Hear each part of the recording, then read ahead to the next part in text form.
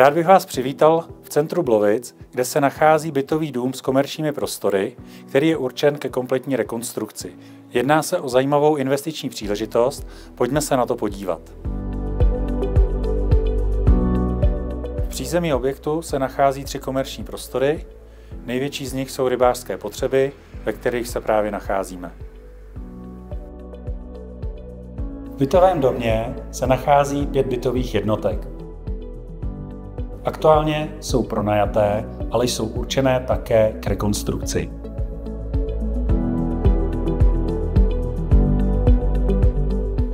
Půda, důležitá část bytového domu, která má přes 200 metrů čtvereční, tudíž je to dostatečný prostor k tomu zde realizovat další bytové jednotky.